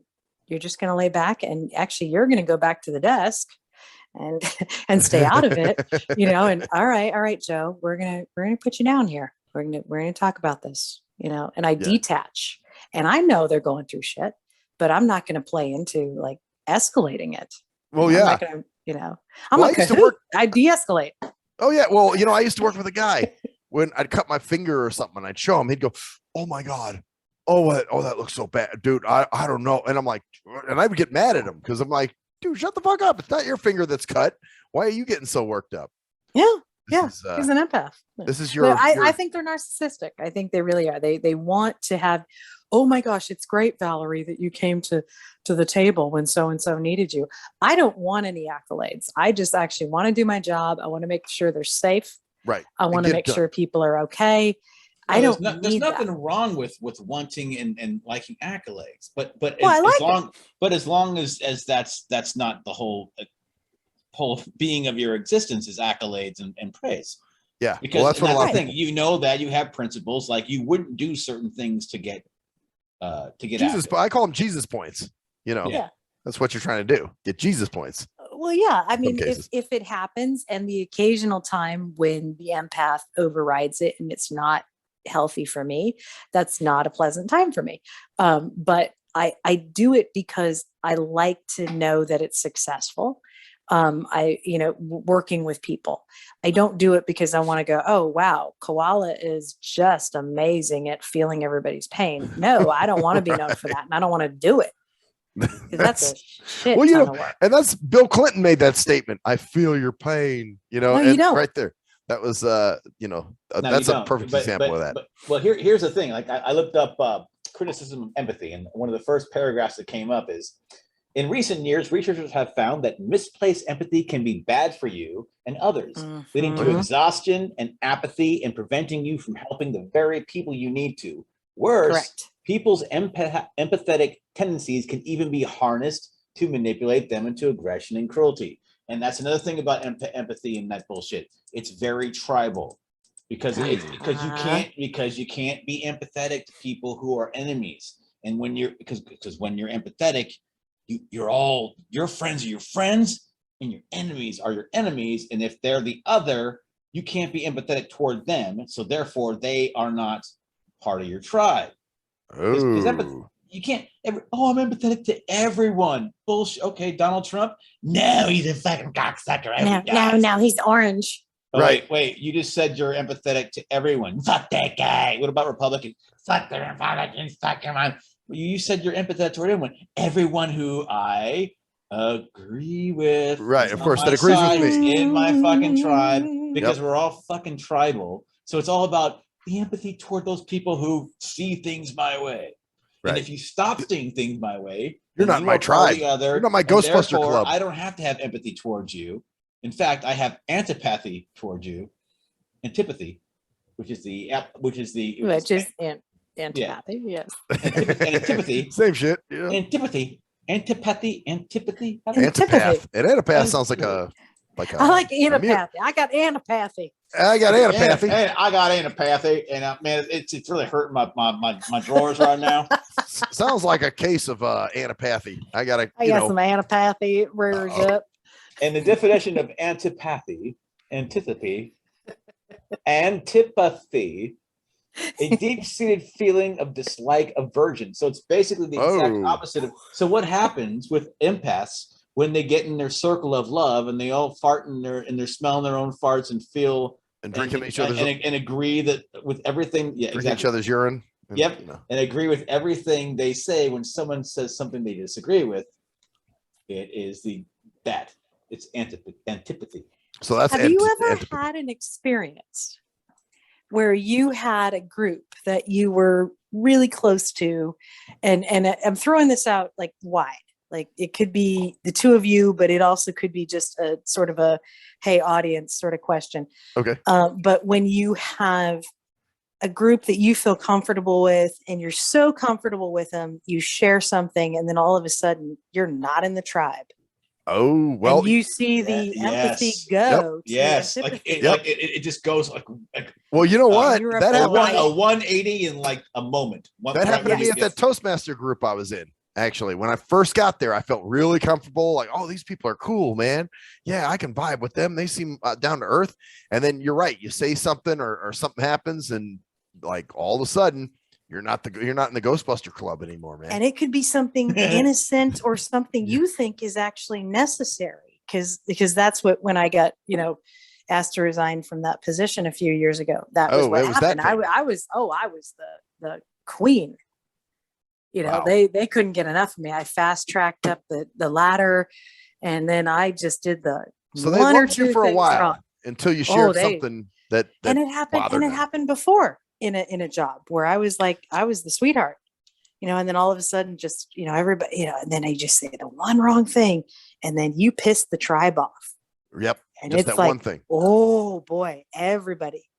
And it's interesting when you go through it too, because you go from everybody, you know, oh, we love you. We're just, you know, so, you know, we just care about what you go through and da, da, da, da, da, da, fuck you. Right? Yeah. Yeah. Well, that's why groups are bullshit in a lot of cases. Mm-hmm. You know, because a group never has your back, man. It's too many people. So Well, it's mob mentality. yeah, Yeah. exactly. You couldn't have a lynching without a mob. That's true. And the thing about social media, going back to stuff like a theme throughout the evening, but social media exacerbates the fucking tribe mentality because it allows you to see other people as not human who disagree with you on really fucking anything. Yeah. And it's really fucking crazy how the lines are drawn. Like how fucking robotic people are in terms of like, I'm a Democrat, therefore anti-gun, anti-abortion, or anti-gun, pro-abortion, this.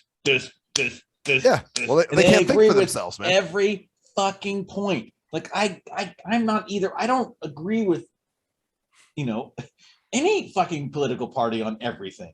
Like, No, right. And you shouldn't. You know, it's crazy, but that kind of breeds that false empathy of like we're part of the same group, bro. Yeah, dude. And if you're not a part of the group, then you can go fuck yourself. Right. Well, rather than having a stance like, okay, I think abortion is necessary sometimes. Yep. Mm-hmm. And I think some people abuse it. Yeah. Oh, no question. About that. You're right. You know, Okay. I think guns are very safe if in the right hands, but there are some psychopaths. But what I do realize is that those psychopaths would wield a machete if they had to. You know, it just means they can take out more people. Or a table. You know? Or something. They'll use anything they could possibly grab as a weapon. I mean, I lost a sibling to a gun. So, you know, I'm actually I can make that statement a little bit more forcefully, which is sad because you shouldn't have to, but I can draw on that. But the thing is that you can have kind of this understanding of, well, I don't know. I'm not sure how I feel about this. I'm not walking a party line. I'm not walking with the tribe. Oh, yeah. I'm walking individually, but we can't be individuals now. We have to go into the group and do you wear a mask? Oh, yeah. You're anti-mask? Blah, blah, blah, you know.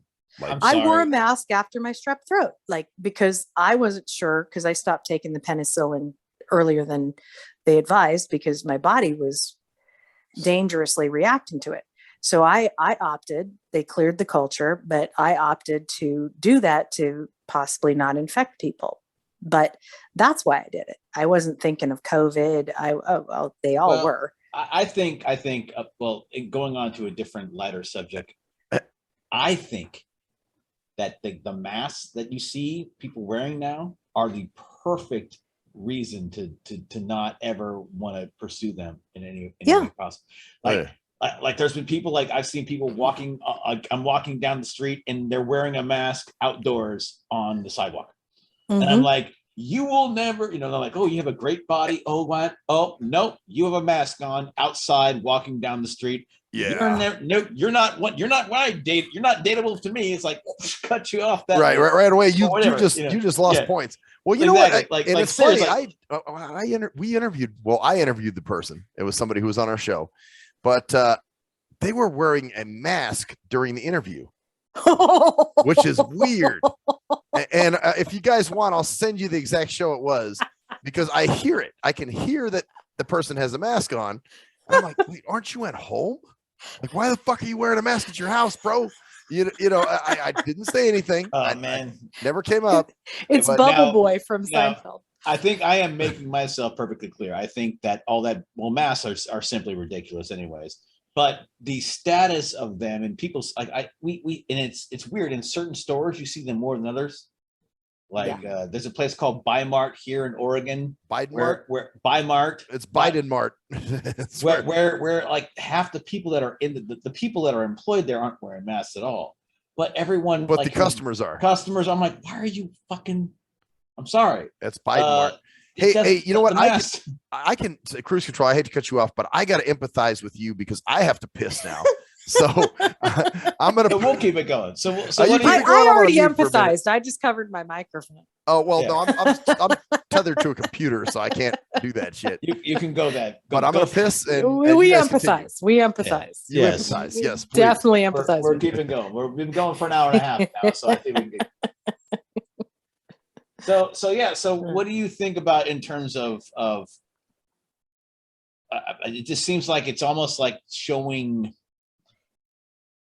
like you can see certain people's tendencies by their mask, like when you see somebody walking down the street wearing a mask, it's almost like you know exactly what their political beliefs are.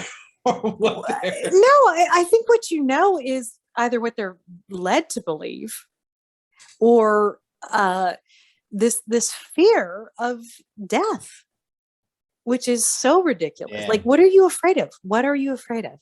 I honestly, I have to give my dad props because when I was nursing him in hospice, one thing he said is, Jeannie, I'm not afraid of where I'm going. I'm just afraid of the transition. And I don't agree religiously with him necessarily, but I admired that because he said, I'm scared of the dying. I'm not scared of the after. And death is scary. And I'm scared shitless of death. If there's any way I can avoid death, I will do it. I do not want to die. I do not. It's definitely a nobody wants to. I mean, if they're healthy. We all know we are going to, or maybe we won't, depending on whether there's technology that can store our memories and our personalities and our genetic code. Who knows? Yes, that's a bit Aldous Huxley. Yeah, but but that's, I think what they got across was, oh my God, if you get COVID, you're going to die. You might die from pneumonia. I got chicken pox as an adult. I was lucky I don't have nerve damage. That was dangerous. My strep thing I had a month ago, because they were so worried about COVID, they didn't diagnose me correctly, so it got worse. Mm-hmm. So the penicillin almost killed me. So, honestly, there's things we need to be more concerned about. Wearing masks is not going to do it. We're not. Everybody is going to possibly get some version of COVID. I guess that's my point. Like I am the quintessential person who does not want to die, but I understand what this is and understand how it affects people. And 0.2% of something is people don't understand. There are people in this country that think that this shit killed 10% of the population. No. There are. No, I'm saying. Well, no, they are. It didn't even kill 0.2. It killed fucking a million people. And if you don't counter any of the other factors in, because there's a lot of shady shit going on about this. But that's not my point. Yeah. Well, how the death certificates go is you die with what? Like my grandpa had cancer. He got pneumonia in the hospital. Pneumonia killed him. He would have died from cancer a month later, but pneumonia is on his death certificate. So that's on the pneumonia stats. That's how it works. You're talking about like COVID. So if it's COVID related, they put COVID on there somehow, right? If you had it and like my dad actually had lung disease, his colon gave out because he couldn't have oxygen. So he has idiopathic colon disease on his death certificate, even though the lung disease is what killed him, because that's what brought it about. Interesting. So you have to do the immediate cause is what they put on the death certificate. It skews everything. So you got 90-year-olds in nursing homes that we're going to kick off anyway. And then we have all these, oh my God, the COVID numbers went. Yeah, the COVID's going. I'm doing a lot of sound effects tonight. That's all right. I think I kind of went off on what I was saying. So let's keep going on this because it's really interesting. But my point was that like you get so cranked up about like what's gonna kill you, Like, I'm not worried about a fucking virus that's going to kill. These people are worried because they don't want to get sick at all. Like, I don't want to even feel bad. I don't want to be sick. Like, it's hey, almost man, that's like part of life. I'm gonna fucking wear a mask in a place where no one else is wearing a mask, and I'm gonna feel safer. It's all like it's a psychological thing. It's not practical, and it's crazy how many people are just still wandering around outside because they are scared of dealing with normal shit like being sick. Well, they're scared of other things. Yeah. Well, they're scared of also how they're perceived. Yeah. Once we go back to the empath and the narcissist, if I'm not wearing a mask, when I get my groceries delivered, that we ask that you wear a mask. I don't fucking wear a mask. I don't ever put a mask on. Fuck that. People are very scared of. I get patients all the time that come in. So I've got my mask on. I'm like, well, you don't have to. I have to because of the way that the CDC is, because we're a medical building. Unfortunately, I have to, unless my boss said whatever happens behind closed doors I don't know about. Right. But the thing is, people are scared of how they're perceived. They were taught through this pandemic that if they didn't do it, they were perceived as not caring about other people. Yeah, you're as bad as a drunk driver when you don't wear a mask. That's bullshit. Same thing with the vax and everything else. Yep. You're not caring. You don't care. Rather than, actually, I did some really clear research that was vetted by professionals who understand science, and I vetted it and went through other resources and checked it and double checked it, and it's correct. I don't feel like this is a good thing. Right. Yeah. No, you just hate people. Oh, you're right. You're evil. You're a killer. You just don't care. You're reckless. Well, the interesting thing is somebody pointed out that in most cultures, in America, we used to care about the young. And what we did with this fear of being, this whole narcissism thing, is that we actually abandoned the young to protect the 90-year-olds. Interesting. Yeah. So now it's the old people. Which is what we did. Well, it's all bullshit. It's just it's a way to push an agenda, Well, look at the old people that are dying. It's kind of like, I think Ice-T was talking about this in his book at one point. If somebody wants to make someone look, a certain company look bad, like if Ford wants to make Chevy look bad, they'll say, look how many children died in Chevys, things like that. So it's to pull at your heartstrings, basically, to make you go, oh. So my dad was brilliant, because one of the things he said in the beginning of July during 2020 was, Jeannie, you're allowed to massage people outdoors. Your sister will have a problem with you doing it indoors. I don't care. He's like, I'm dying anyway. I'd rather not die of COVID. But if you keep it outdoors and you do what you love and you help people like you've been helping people, that's what I want you to do. Because I only have a few months, And I'm like, that's altruism, and understanding life cycle. Like, you know what? This is what needs to happen. Right. I'm not going to be selfish and tell you can't do massage. Well, and I'm mentally deteriorating. He's like, you're not happy. You're not doing well with not being able to work, not being able to go out. Right. This is bad. He said, I don't agree with how society's going, because they're going into fear on a weird thing. So I love that, because I took him at his word, and I get it. But you're right. I mean, well, here it is. He's thinking about someone else other than, guess who? Themselves. Yeah, not narcissistic. Yep, that's all. A lot of this shit. It's all narcissism. Or well, you. What if I catch COVID from you? You could kill me. Yeah. I think I'd like to do that without COVID. And every goddamn kid special is, you're special. You're a shark. You can do whatever you want to do. You can do anything. You're amazing. You're the best ever. Your parents did not think you were an accident. Oh, I was an accident. And they told me, but my mom did too. My mom said we were going to have another kid, but we had you. So I'm like, okay. I was the firstborn, so nope, that didn't happen with me.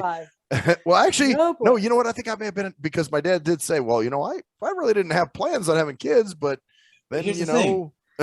Here's the thing. Like nowadays, like when if someone said, what, your parent told you that you were an accident? Like, and you weren't planned? I think that's kind of cool. That would be abuse. Your parents shouldn't be able to.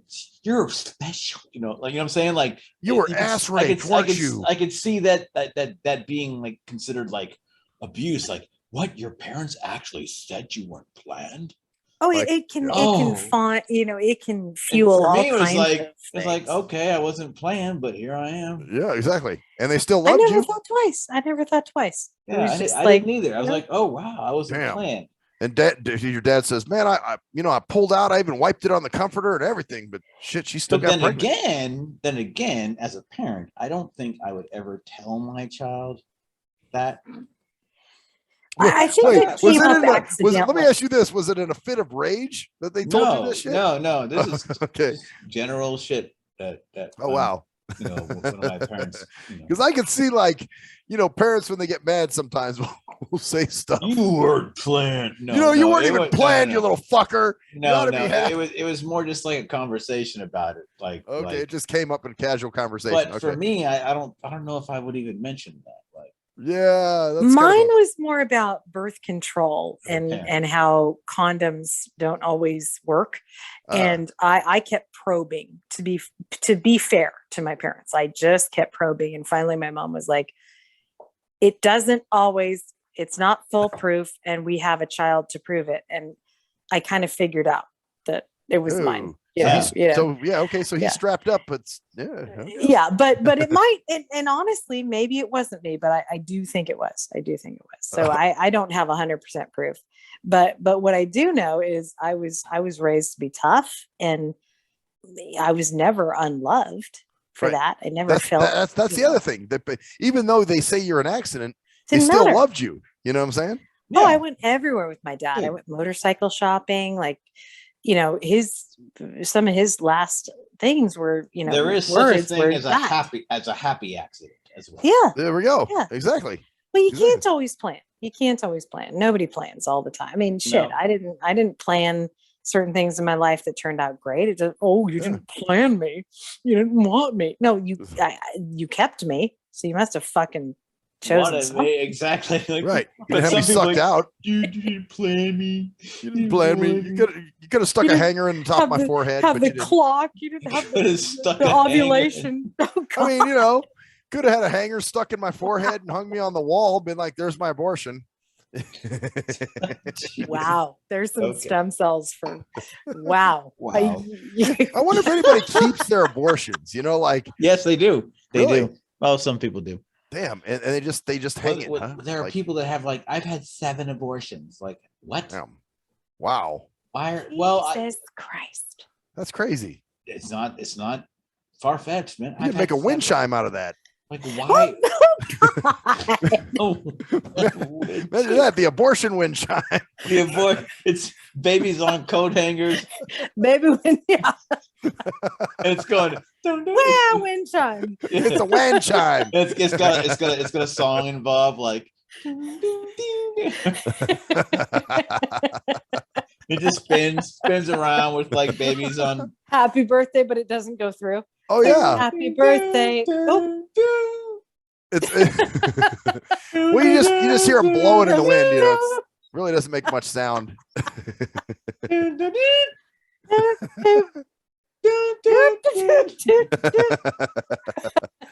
Happy a birthday.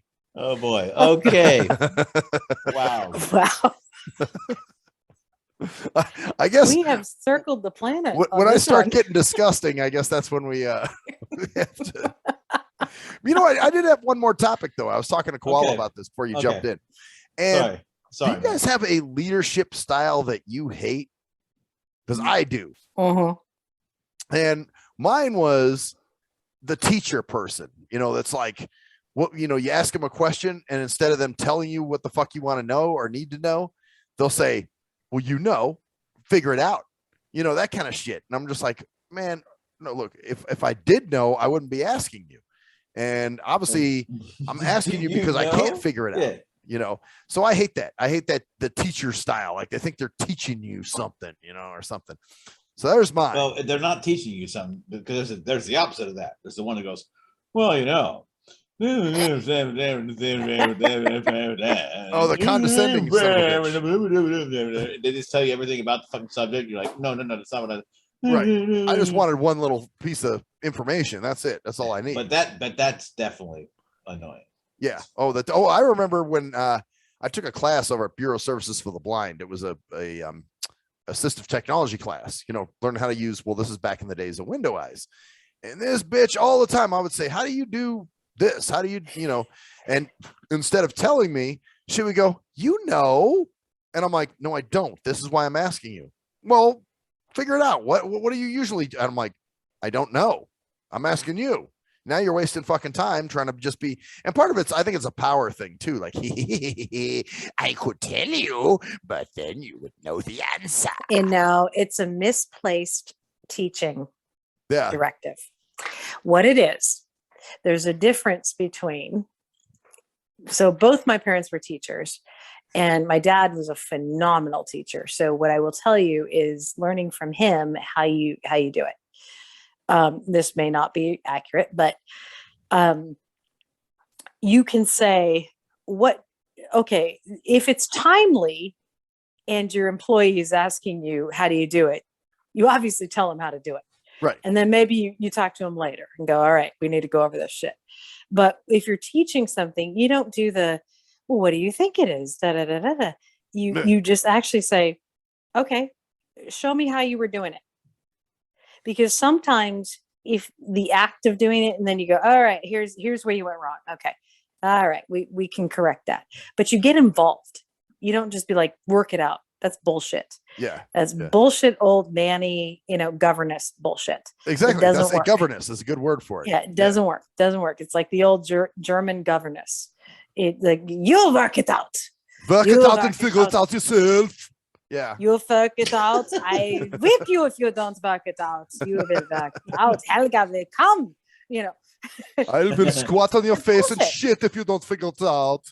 Yeah. But I think also the other thing that happens there is elitism. But the other thing that happens there is I don't actually know and I don't have time to figure it out either. So I'm going to put it on you. Right. Like you do it because you're the subordinate and you need to figure it out. You should know. And oftentimes I find that's what happens with supervisors because I'm in a position now where I'm observing supervisors and I have a lot of carte blanche to just move through and do what I do. But I see the gripes on the office staff and I'm like, yeah, I wouldn't want to have to deal with that shit. I see what's going on. Right. Well, and that's and you just hit on something really, obviously they may not even know the answer and they're hoping you as the subordinate should be the one to figure that out for them. So or they can't possibly take time out of their busy day to tell you. So it's a bullshit. It's a terrible leadership style. You don't just go figure it out. You go, if anything, before you say figure it out, you say, where are you stuck? Yeah. How far did you get? And what it was is something I submitted and they said that it was wrong. And I said, well, what did I do wrong? Figure it out. Well, no. Why don't you just tell me what I did wrong and then I'll go ahead and fix it. No, that's bullshit. Yeah, that's what they did. That's just what they did to me. It's bullshit. It's totally unproductive. What they need to do is say, here's where you went wrong. Then you figure it out. And if you need my help, this is what I'm fucking paid to do. Right. I don't want to do my job. I want to sit on my fat ass and eat fucking Dinkelschnittles and paid to do. Exactly. Paid to do. I mean, I have to do my job. I should just get the big paycheck. What the fuck? Yeah. I mean, you know how much feces I had to felch out of Dinky's anus just to get in this position? Yeah. So, wow. Anyway. All right. So, okay, I gave my leadership. What's the one you guys hate? Is there ones that you guys don't like? I don't like the happy leader. Oh. I don't like the happy leader. Wait, what? You don't like? Hey, okay, everybody. Hey, team, we're third in productivity, but that's okay. even though there's only 3 teams, we are third, but that's okay. We're gonna make it happen. We're gonna. Is that type or you mean the super kind, right? Well, no, that's in there, and that's how they get bred into feeling like they can go into my job, and then they go in. Hi, team. First of all, I'm like, why are we a team? Just hi, everyone, please don't be a team. Hi, team. Hi, power group. Hi, power force. Hey, Power Rangers. We're gonna have a meeting. Power force. We're gonna have a staff meeting on the 3rd. Yay! I'm super excited for this meeting. I'm like, why? Dress Why as are your you favorite super superhero on the Zoom call, and it will be amazing. I'm All super right, excited for it. superheroes. And then they send emojis, which that's another thing I fucking But hate. make sure it's emojis. only, An emoji? And a wait, player wait, sending wait. an emoji? Party popper. Party Barf. fucking popper. Oh, no. We've got a meeting, and I'm like, okay, here's the deal. You know I hate a meeting, any kind of meeting. And you know emojis, I hate this. because you don't understand them. Or Well, can't. no, but it's you fucking should just be. think That's they're unprofessional anyway to send an They're emoji. I stupid. think. You know? Well, they're stupid. I Yeah. don't need them.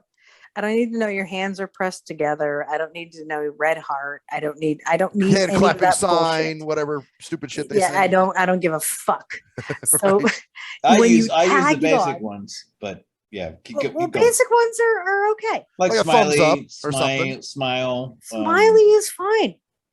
Smiley face with squinting eyes. Like there's other ones that get complicated. I'm like, no, I don't need it.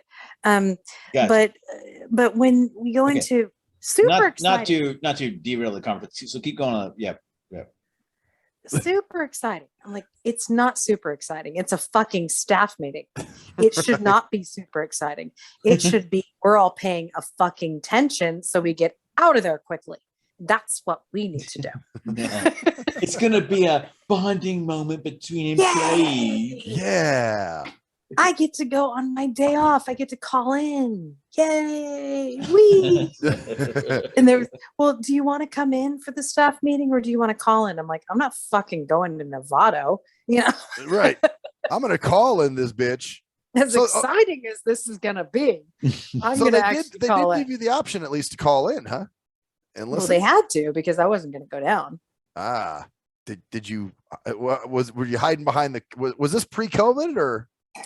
No, this is new. So it was supposed to be last Wednesday, Oh. and then they switched it. But I was able to Wait a minute. swap Are you still clients working into at that this place? I thought you were done with that place. No, I'm done with that. This is the new place. Oh, the new They're- place. Okay, I got you. Got you. Yeah. Okay. So we have one person who's a little bit feel goody. I'm working on her. I'm doing good. I Okay. feel well. I feel that I'm making progress, guys, because she understands where not to tread. So this is good. Okay. But I do have to do this goddamn staff meeting. And I don't want to super exciting. I'm like, it's actually not, sweetie. It's a staff meeting. And I told her that yesterday because I was tired. So she took it well. Oh, good.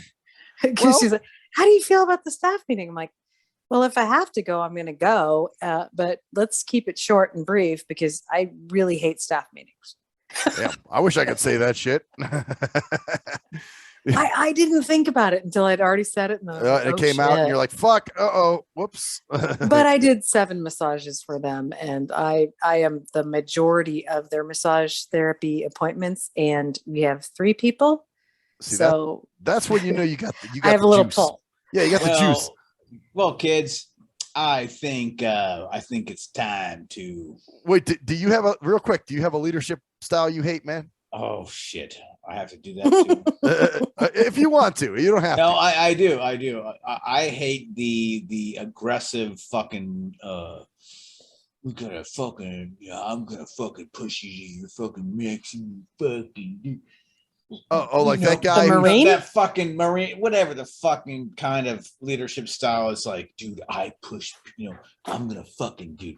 The guy that's yelling in your face kind of thing. It doesn't matter because if they consider themselves the leader, they will go and go. Yeah, like, dude, what did you do this week? What did you do for the fucking program? Oh, well, those I guys. just fucking, yeah, man. What do you mean? You didn't do this? Come on, man. We gotta fucking do this and this and this. If I've done this, you do this, just that kind of aggressive fucking leader. Like, we're pushing you, dude. I see. I'm trying to help you. I'm trying to help you by pushing you to your sort best. of the kind of 80s anti-hero guy. Like, or just like, just dude, like, in what's that movie, Stand and Deliver? No, or math maybe teacher. I think the quintessential personal trainer. Oh, okay, yeah. Shit, yeah. That's what I'm talking about. Like, dude, Yeah. I'm helping you. Like, dude, I'm your friend. No, I'm helping you get better because I can tell you how to better yourself. Like that fucking kind of. Talking about my brother.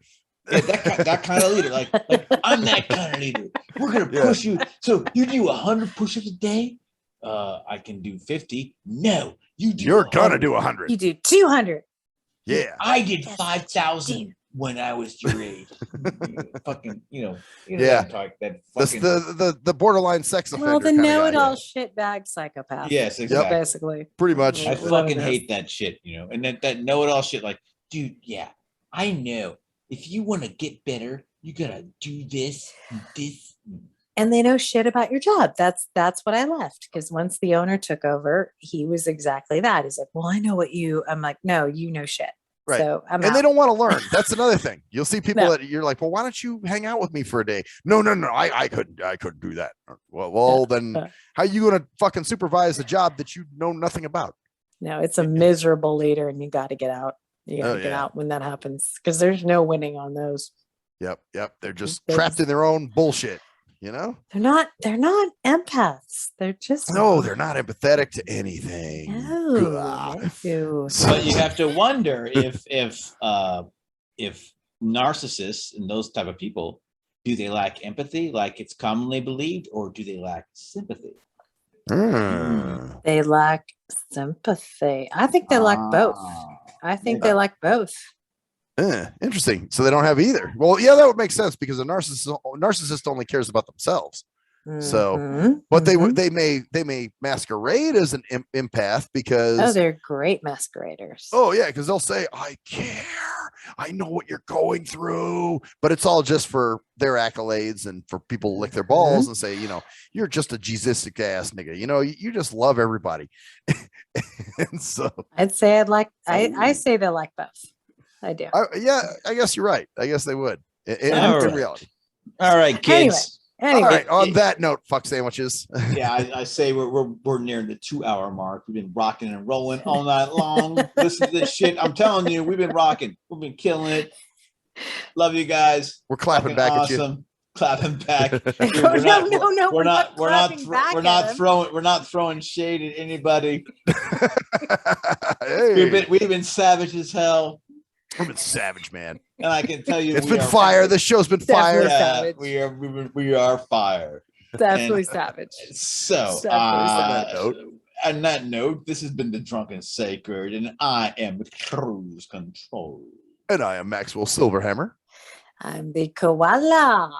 And that's the story there, bitches. Peace out. Yay.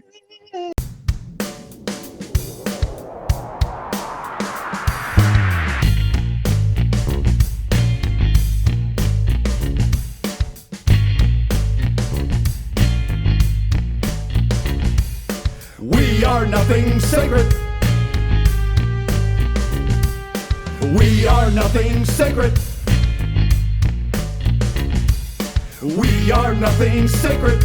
With Maxwell Silverhammer. We are nothing sacred. With cruise control. We are nothing sacred.